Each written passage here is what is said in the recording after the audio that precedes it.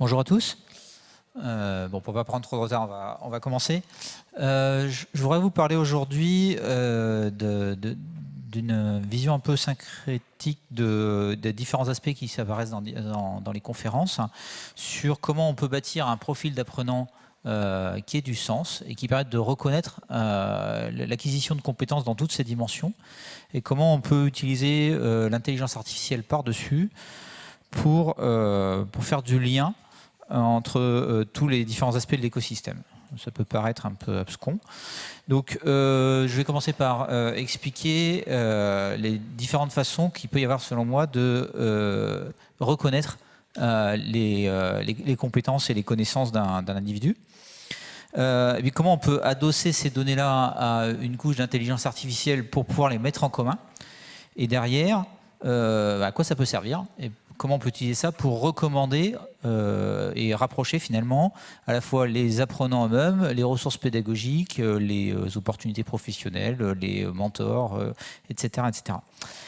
Donc, si on commence par la reconnaissance, on peut simplifier en disant qu'il y a 4 grands types de reconnaissance d'apprentissage. Il y a le type numéro 1 qui est le plus classique, qui est présent dans tous les organismes, la plupart des organismes que vous représentez, c'est la reconnaissance académique. Vous avez un diplôme, vous passez une formation, vous avez un certificat d'aptitude, vous passez un test, vous avez 980 au TOEIC, vous passez le TOEFL. Tout ça, c'est des reconnaissances académiques avec un mécanisme qui est rodé par des professionnels de l'apprentissage. Vous avez la reconnaissance par les réalisations, mais j'y reviendrai. Vous pouvez prouver que vous savez faire quelque chose en montrant ce que vous avez réalisé. Vous avez la reconnaissance sociale, qui est la reconnaissance par les pairs, par des experts, par des gens qui disent oui, cette personne est forte. Et c'est une forme de reconnaissance qui est très importante, surtout quand sa carrière avance. Et puis vous avez une autre forme de documentation peut-être plus originale, c'est la reconnaissance par la preuve, par la documentation détaillée et sur le long terme de ce que vous apprenez. Et ça, c'est une forme de reconnaissance qui est, je pense, sous-utilisée aujourd'hui. Donc, si on rentre un peu dans le détail, la reconnaissance académique, encore une fois, c'est celle que vous connaissez le mieux, qui est classique. C'est le diplôme, voilà, vous avez votre licence, votre master, votre doctorat, l'attestation de réalisation, vous passez une formation, vous avez une validation formelle par un organisme de formation, une université, une école, un certificat, vous avez passé chez Oracle, chez Microsoft, chez qui vous voulez, même chez McDonald's qui dit que vous avez passé tel training. Comment on peut construire des outils pour avancer là-dessus. Les badges, c'est clairement l'exemple classique. Et pratiquement, ça veut dire essayer de décomposer sa formation en bits, en morceaux les plus atomiques possibles, qui représentent les compétences. Donc c'est quelque chose qu'on essaye de prototyper par exemple au CRI, mais je suis sûr qu'il y a énormément d'établissements représentés ici qui ont la même démarche. C'est de prendre les cours et essayer de dire à quelles compétences atomiques ça correspond. Au CRI, on a aussi une démarche simultanée qui est essayer de le rattacher aux objectifs du développement durable de l'ONU, les SDGs, Sustainable Development Goals, pour avoir une démarche qui est atomique sur les skills, sur les compétences, et sur les objectifs du développement durable et les sous-objectifs, qui donnent un framework commun pour toutes ces compétences. Maintenant, la recommandation par les pairs. La recommandation par les pairs, elle peut prendre de nombreuses formes. Ça peut être un mentor, ça peut être votre professeur, ça peut être un expert, ça peut être quelqu'un qui apprend avec vous, qui vous recommande. Donc tous ces types de recommandations, ils n'ont pas la même valeur. Ça peut être quelqu'un qui est plus haut placé que vous, quelqu'un qui, au contraire, que vous avez mentoré, qui vous recommande, ou ça peut être quelqu'un qui a partagé un projet avec vous, qui a travaillé avec vous. Mine de rien, si on prend l'exemple de, je sais pas, le mien par exemple, en début de carrière, votre reconnaissance, elle est essentiellement due à la reconnaissance académique. Quand vous cherchez votre premier job, vous avez pratiquement que votre diplôme à montrer. Plus vous avancez, plus la reconnaissance par les pairs, elle va avoir une importance cruciale dans votre insertion professionnelle et votre reconnaissance de compétences globales. Donc il faut mettre en place des outils qui permettent d'attester par les pairs le fait que vous êtes bon et que vous êtes reconnu. Aujourd'hui, c'est relativement faible, en fait, les outils qui existent. Et les outils qui sont fermés, comme LinkedIn, on va dire peut-être celui qui a le plus poussé cette logique-là et qui dispose d'un atout considérable, c'est qu'ils ont une base, on va dire, assez solide d'identité. Parce que les identités sur LinkedIn, elles sont relativement fiables, vu qu'une fois que vous avez des centaines de gens qui vous suivent, on est à peu près sûr que le compte, c'est le vrai compte de la personne. Dans des milieux particuliers comme l'informatique, vous avez des outils comme Stack Overflow, GitHub, qui permettent la reconnaissance par les pairs, parce qu'on peut voir les contributions des uns et des autres. Donc c'est à la fois la reconnaissance par les pairs et la reconnaissance par la réalisation. Et puis dans le monde du travail, de plus en plus, vous avez de la recommandation pour tout ce qui est les plateformes de travail à la demande. Si vous êtes un indépendant et que vous utilisez une plateforme type Malte, voilà, il y en a beaucoup, vous voyez les reconnaissances des employeurs précédents. Et donc, c'est une preuve très forte de compétence. Si vous cherchez un développeur informatique aujourd'hui, le fait qu'il ait travaillé dans 10 startups et que les 10 startups sont contentes de son travail et qu'ils ont payé pour ça et que la plateforme le prouve, puisque seuls les gens qui sont inscrits, qui ont payé pour le job, peuvent recommander la personne, c'est une reconnaissance forte, qui aujourd'hui passe pas du tout par des open badges. Hein, mais dans aucun des exemples que je montre là, on a d'open badge, ou de manière très, très, très, très mineure. Et pourtant, ça marche assez bien. On peut même citer le fait des lettres de recommandation. Aujourd'hui, ça reste quand même quelque chose qui fonctionne. Si quelqu'un donne et prend le temps d'écrire une lettre de recommandation, ça a une valeur symbolique forte, une preuve de compétence forte.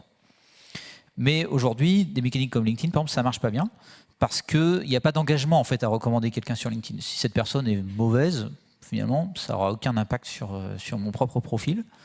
Et du coup, la valeur de cette recommandation, elle reste extrêmement faible. Je pense qu'il y a très peu de gens qui utilisent vraiment le nombre de gens qu'ils ont recommandés sur LinkedIn comme preuve de compétence. Alors au CRI, on a essayé d'avancer sur les deux derniers systèmes de preuve de compétence. Donc je vais rentrer un peu plus dans le détail. Et à la preuve par la réalisation. Pour moi, c'est une preuve qui est vraiment importante. Si vous cherchez quelqu'un un architecte pour vous aider à construire votre maison, son diplôme c'est bien, mais ce qui est vraiment important, c'est que vous puissiez voir des maisons qu'il a déjà bâties et que vous les trouviez belles, efficaces, solides, que les gens qui vivent dedans vous disent qu'elles correspondent à votre besoin. Et si vous cherchez un développeur, vous cherchez à voir les réalisations qu'il a déjà faites, s'il a développé des applications qui sont utilisées par des milliers de gens, qui sont efficaces, qui ne bloquent pas, qui sont reprises sur GitHub par des millions de gens. Ok, ça c'est un bon développeur. Le fait qu'il ait fait telle ou telle école, c'est vraiment très très mineur au-delà du stage. Donc il faut mettre en place des plateformes qui permettent de prouver ces réalisations et éventuellement que ça permette derrière de prouver les compétences par des badges et par les mécanismes classiques de preuve. Donc au CRI, on a essayé de développer une plateforme juste pour ça. C'est-à-dire qu'on a une plateforme qui a deux morceaux. En fait, un morceau qui est sur la présentation des profils des gens, qui sont dans l'écosystème du centre de recherche interdisciplinaire. Là, vous avez un exemple, c'est un vrai chercheur du CRI. Puis vous voyez que sous son profil, dans lequel il peut détailler voilà, les publications, etc., il va avoir des liens directs vers ses projets de recherche. Et ces projets de recherche, finalement, sont des preuves de compétences. Un chercheur, ses preuves de compétences, c'est social, par les pairs, le fait qu'il est publié dans des journaux scientifiques, c'est les réalisations concrètes qu'il a pu réaliser.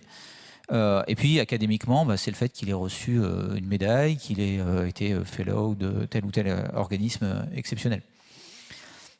Donc cet outil-là que je vous présente même très très brièvement, aujourd'hui, il permet à des étudiants, des chercheurs, des personnels, des gens qui utilisent les MOOC du CRI de documenter leurs propres réalisations tout en les liant aux objectifs de développement durable. Et l'idée, c'est qu'on ajoute dessus l'outil Badger pour pouvoir générer soi-même des badges qui présentent ses propres compétences, pas attestées par un organisme, elles ne sont pas réellement attestées par le CRI, mais elles sont attestées par la réalisation qui a été effectuée dans le cadre d'une communauté. Et voilà, je pense que ça c'est important. et qu'au-delà des discussions sur la cryptographie ou les aspects techniques des badges, ce qui est important, c'est les outils qui permettent aux gens de les utiliser facilement dans le contexte de leur communauté. Donc voilà, je ne vais pas rentrer trop dans le détail sur cette plateforme, mais on essaie, nous, de la déployer le plus largement possible au sein des organismes qui sont alignés avec les objectifs du développement durable et principalement avec l'éducation. Donc si ça vous intéresse, venez nous voir et on pourra parler de comment travailler ensemble sur ce projet. C'est une plateforme open source. Ensuite, on a la dernière façon de prouver ses compétences, c'est par l'autodocumentation de ses propres apprentissages. Quand on apprend des choses parce qu'on lit des livres, parce qu'on va à des conférences, parce qu'on rencontre des gens, parce qu'on a des expériences de vie qui nous font grandir, aujourd'hui c'est complètement informel et on ne peut pas le prouver. Mais une façon quand même de le prouver de manière soft, c'est que si on a par exemple un carnet, une sorte de blog, un journal de l'apprenant où au quotidien on va noter ce qu'on fait et ce qu'on apprend, si on le fait juste quelques jours, ça n'a aucune valeur, mais si on le fait pendant des années, finalement, ça crée une réflexivité pour soi sur ce qu'on apprend et ça construit un profil d'apprenant qui devient solide en fait et qui devient une preuve de compétences réelles. Donc on pourrait générer des open badges avec ce type de carnet. Donc on a un projet là-dessus qui utilise à la fois l'intelligence artificielle et l'intelligence collective pour laisser les gens documenter avec quoi ils apprennent. Donc le projet qui s'appelait iLearn est devenu WeLearn, puisqu'on veut mettre un focus sur un apprentissage collectif. Le principe, imaginons que je sois en train d'apprendre quelque chose sur les réseaux de neurones. Voilà, je vais lire un document d'apprentissage sur les réseaux de neurones dans mon browser. En fait, j'ai ici une extension de navigateur. Vous pouvez voir la petite boussole bleue dans le coin. Si je clique dessus, le système va récupérer tout ce qui est dans cette page, en extraire le texte, va le passer dans une moulinette d'intelligence artificielle et il va en extraire les concepts. Donc ici, il va découvrir que ça parle bien de réseau neuronal. Bon, c'est relativement basique comme extraction, donc je peux aussi ajouter des éléments supplémentaires en choisissant des mots-clés qui sont issus ici de la liste entière de tout Wikipédia. C'est-à-dire qu'un mot-clé en fait correspond à un article de Wikipédia.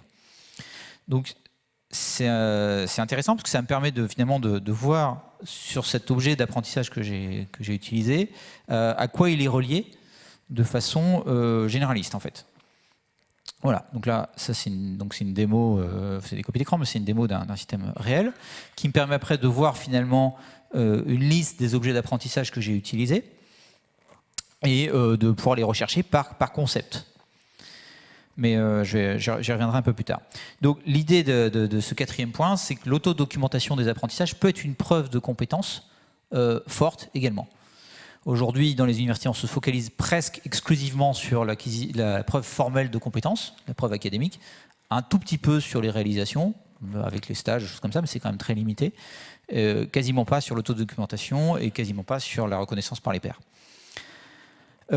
Comment on peut faire pour mettre en commun ces éléments et en créer un écosystème qui ait du sens et qui ne soit pas des choses éclatées. Une des grosses faiblesses des badges aujourd'hui, c'est que vous pouvez avoir des centaines de badges, mais en fait, 2 badges sur le même sujet, s'ils ont un titre légèrement différent, c'est impossible de faire le lien entre les deux.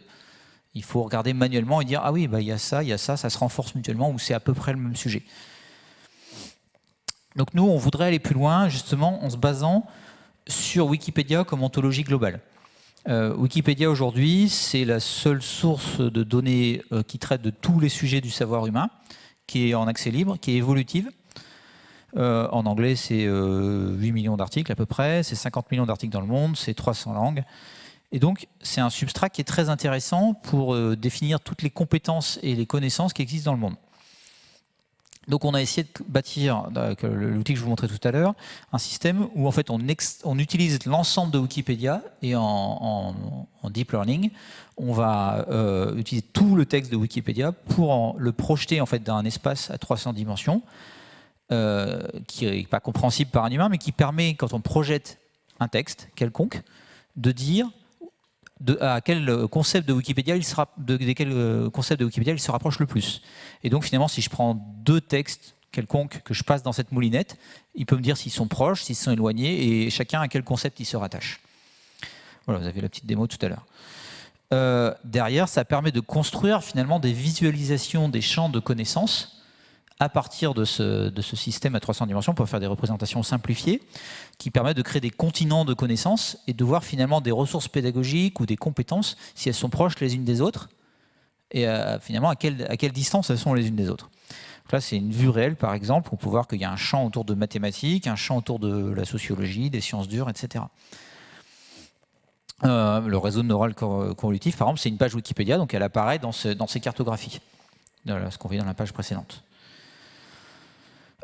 Comment on peut, pour les 4 dimensions que j'ai dit, utiliser ce principe? Par exemple, si on reprend ici un apprentissage qui est réellement fait au CRI, donc c'est-à-dire que les enseignants ont essayé de décrire pour un de leurs cours les skills qui ressortaient, derrière, on peut essayer de les lier à Wikipédia, en fait. C'est-à-dire, pour chacune des compétences qui a été définie, on peut dire il y a une page Wikipédia ou plusieurs pages Wikipédia qui sont proches de ce concept-là. Donc c'est manuel, hein, il suffit d'aller chercher dans Wikipédia les pages qui sont le plus proches de ce que vous voulez apprendre comme compétence. Et derrière, du coup, dans ma représentation graphique, et derrière, surtout dans ma matrice à 300 dimensions, je peux représenter le cours et les compétences qui en découlent. Donc finalement, je peux faire une sorte de surface dans la carte de l'ensemble des compétences et connaissances des humains de mon cours. Donc du coup, je peux voir si un cours est proche d'un autre cours ou du profil d'un apprenant ou d'une ressource pédagogique. Sur l'aspect social, un réseau, il y a tout ce qui est réseau de confiance, les trust networks. Imaginons voilà, qu'une personne puisse déclarer qu'elle a confiance en telle autre personne et le mentor de telle autre personne et qu'elle atteste la compétence d'une troisième, qui elles-mêmes peuvent attester les compétences d'autrui. Et on crée assez rapidement un réseau qui peut s'étendre et qui peut devenir extrêmement vaste, puisque après ça peut créer une sorte de, encore une fois, en faisant des analyses de réseau de ce genre de système, on peut créer finalement des badges qui se renforcent mutuellement. Voilà, donc aujourd'hui il y a des projets autour de ça, il y a le fameux projet Bit of Trust de Serge, ici présent. Ce matin même on parlait d'une petite initiative qui était utilisée Badgebot dans Twitter pour que des gens puissent avec Twitter déclarer leur confiance envers autrui et donc construire de manière extrêmement légère ce type de réseau. Donc c'est des initiatives qui sont intéressantes et que je pense qu'ils vont pouvoir assez bien s'intégrer dans la vision que je vous présentais tout à l'heure. À quoi ça sert tout ça ? Il faut bien que c'est une finalité, c'est pas juste pour le plaisir de faire des jolies cartes. En fait, ça permet de recommander derrière. Puisque si on voit la distance entre les choses, imaginons que là, ça serait mon profil d'apprenant ou une carte d'un groupe d'apprenants. Je peux chercher je peux y trouver des ressources et dire telle ressource apparaît sur la carte à tel endroit parce qu'elle parle de tel contexte. Ok, ça va être un site web par exemple. Mais pourquoi pas des vidéos? Il peut y avoir une vidéo d'apprentissage sur apprendre TensorFlow et les réseaux de neurones. Mais aussi les livres. Après tout, les gens, on peut très bien documenter les livres avec lesquels ils apprennent. Donc ça, c'est une des extensions du système qu'on veut faire rapidement. C'est offrir une application smartphone pour qu'on puisse prendre en photo un livre et dire j'ai appris quelque chose avec ce livre. Et que ça injecte l'information dans WeLearn. Donc résultat, on peut voir les livres que les gens ont appris sur tel sujet et qu'ils trouvent intéressants comme ressources d'apprentissage. Mais on peut trouver des personnes. Puisque finalement, c'est les gens qui utilisent ce système-là, on les profile au fur et à mesure qu'ils déclarent des apprentissages, et donc on peut dire telle personne pourrait être un mentor pour mon profil, parce qu'il est, par exemple, il a les mêmes genres d'intérêts, mais à un niveau plus élevé. Donc, parce qu'il a vu plus de ressources estimées comme difficiles, et donc son niveau est considéré comme plus élevé. Et puis on peut trouver des projets. Là, c'est un exemple de réel projet issu de la base de projet du CRI. Donc, si le système analyse les projets et les projette dans cet espace basé sur Wikipédia, cet espace des connaissances et compétences, je peux chercher des exemples de projets liés à telle compétence. Et puis derrière, on peut trouver des événements. Par exemple, ça c'est un événement sur Eventbrite qui parle de projet IA. Donc on peut le projeter également dessus et donc finalement aussi trouver des choses qui sont dans le monde concret, dans le monde réel, en rapport avec les compétences qu'on cherche à acquérir ou les champs de connaissances qu'on maîtrise. Voilà, donc j'ai essayé de présenter ça de façon synthétique très rapidement pour laisser du temps un peu pour la discussion. Mais l'idée derrière tout ça, c'est que si on crée un substrat qui soit partagé avec tous les acteurs du monde pédagogique au sens très large et qu'on utilise les open badges et ce substrat pour créer une ontologie commune, en fait, on peut mettre en lien des ressources pédagogiques. On peut trouver les ressources qui vous correspondent pour vos propres besoins, à vous ou à votre groupe d'apprenants. Vous pouvez trouver des co-apprenants, des gens qui souhaitent apprendre la même chose que moi, pourquoi pas dans la même zone géographique ou avec qui je peux partager des choses. C'est quelque chose qui existe beaucoup dans les MOOC, par exemple. C'est l'une des grosses valeurs des MOOC, au-delà des ressources qu'ils proposent, c'est le fait de trouver des co-apprenants avec qui on peut échanger. C'est le fait d'avoir accès à des mentors et des experts sur des compétences spécialisées qu'on ne pourra pas trouver normalement, en fait. Mais si on peut identifier des gens qui sont à la fois forts en biologie de synthèse et, je sais pas, musicologie, si les utilisateurs utilisent les outils que je vous ai dit, ça remontera. Et donc, on pourrait trouver des gens qui ont une double, une triple compétence. Nous, au CRI, c'est même dans notre nom, on est centre de recherche interdisciplinaire. Cet aspect-là, il nous paraît crucial. Et pour la résolution des problèmes liés aux objectifs de développement durable, l'interdisciplinarité, c'est vraiment clé. Les projets, je l'ai mentionné, c'est aussi une clé. Voir les projets que les gens sont en train de réaliser ou ont réalisé, ça évite de les refaire et refaire encore et encore, d'avoir les mêmes erreurs. Donc c'est un facteur d'apprentissage qui est essentiel. Et dans la plateforme, quand on aura mis les open badges adossés au projet, ça permet vraiment de dire j'ai fait ceci et je l'atteste parce que je suis dans un projet avec d'autres personnes et que si j'ai codé quelque chose ou que j'ai géré le budget de ce projet dans ma communauté, c'est un badge avec une preuve forte, même si elle n'est pas backée par une université ou une personne morale réelle. On peut lier des parcours d'apprentissage, surtout si on suit ces apprentissages sur le long terme avec les outils du type de ceux que je vous ai mentionnés. Et puis on peut faire du lien avec des opportunités professionnelles, c'est-à-dire qu'on pourrait aussi mapper sur ce genre de cartographie les besoins qu'on a et trouver les candidats qui correspondent. Voilà. Et on peut même imaginer des lieux apprenants qui soient mappés, puisque finalement on apprend avec des ressources, avec des gens, avec des événements, mais aussi avec des lieux. Peut-être que vous apprenez en allant visiter, ici par exemple, je pense que c'est un lieu apprenant, et là aujourd'hui c'est un événement d'apprentissage. En tout cas je l'espère pour vous, moi en tout cas je sais que j'ai appris des choses aujourd'hui.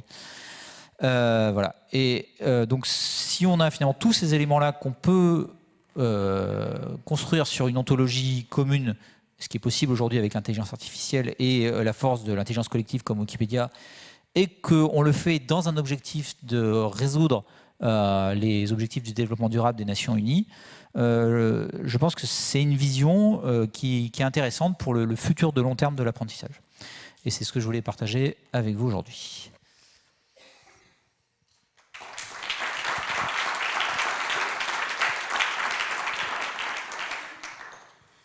Alors, du coup, je pense qu'on a un petit peu de temps pour des questions, ou pas?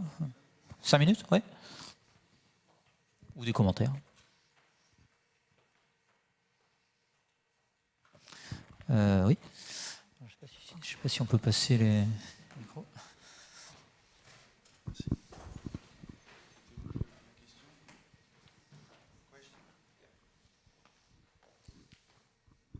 Thank you for that. Have you considered using Wikidata instead of Wikipedia? Yes, actually we hired a data scientist especially for this project, and we considered a lot of options, but Wikidata is not complete. You don't have everything in there. And in the end, after some tests, we decided that it was better to use a global dump of Wikipedia and crunch it in machine learning. It was better for us, but I think at some point we're going to use both, and we're already trying to use both. Like the categorization and the clusterization of data is better if you reinforce your machine learning matrix with nodes, network nodes from Wikidata.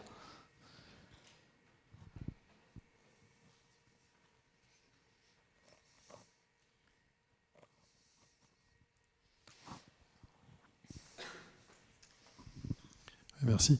Vous parliez de parcours tout à l'heure, donc il est possible de projeter aussi les différents éléments qui sont collectés, de pouvoir comparer des parcours, de proposer justement des alternatives au parcours d'une personne qui a pu effectivement intégrer ses propres données, et de lui donner des perspectives, par exemple, formation complémentaire, des nouveaux métiers, des choses sur son avenir en fait qui peuvent être construites à partir de la base de données globale qui peut être intégrée dans eLearn.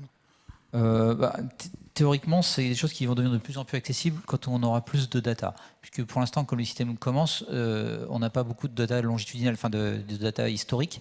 Donc c'est difficile de voir l'évolution des parcours. Mais on travaille notamment avec des startups qui font de l'analyse de données à partir des choses que les gens déclarent dans LinkedIn et des données qui viennent des universités. Et ça, si on arrive à lier leur système avec le nôtre, ça permettrait de faire ce lien beaucoup plus facilement. C'est Human Roads ? Oui, effectivement. On a un projet avec Human Roads, en fait. Une dernière question, last question. Bonjour. Alors, une question, vous l'avez peut-être déjà dit, mais l'idée de la cartographie, c'est personnel ou c'est quelque chose qui sera partagé éventuellement avec d'autres, voire des entreprises? Et ma deuxième question, c'était juste, vous parliez de reconnaissance sociale entre pairs. Sur la cartographie, je ne l'ai pas spécialement vue. Comment vous l'imaginez ensuite? Donc sur la deuxième question, reconnaissance sociale entre pairs, aujourd'hui c'est possible de voir finalement le profil de quelqu'un d'autre s'il veut le mettre public. Et c'est possible de voir la cartographie de quelqu'un en particulier ou la cartographie combinée de groupes de personnes. Mais c'est vrai que sur l'aspect purement social aujourd'hui, sur comment faire des interfaces qui permettent de ressortir cette information, on en est au stade de la réflexion. J'ai envie de dire c'est la chose la plus compliquée. Le projet lui-même a vocation à être open source et tout ce qu'on produise, il n'est pas encore mis en open source, mais en fait on partage avec les gens du monde académique qui sont intéressés. Il a vocation à être assez universel. Enfin, dans nos rêves les plus fous, si on arrivait à faire une sorte de Wikipédia du futur sur l'apprentissage qui groupe l'intelligence artificielle et l'intelligence collective, c'est ça la vision. Et pour ça, il faut embarquer le plus de monde possible dans le système. Et pour les entreprises, une idée de modèle économique, parce qu'il faudrait quand même les faire marcher, ces systèmes-là, ce serait qu'une entreprise qui veut l'utiliser en interne sans partager l'information, eux, paieraient pour l'utiliser, mais que tout organisme non lucratif ou dédié à l'éducation qui voudrait l'utiliser le ferait gratuitement, en fait. Je me permets, j'ai le micro. Par rapport aux compétences soft, parce qu'on voit beaucoup de compétences finalement techniques sur la cartographie, comment vous l'envisagez ensuite? Par exemple, les projets, c'est une bonne façon de démontrer les compétences soft aussi.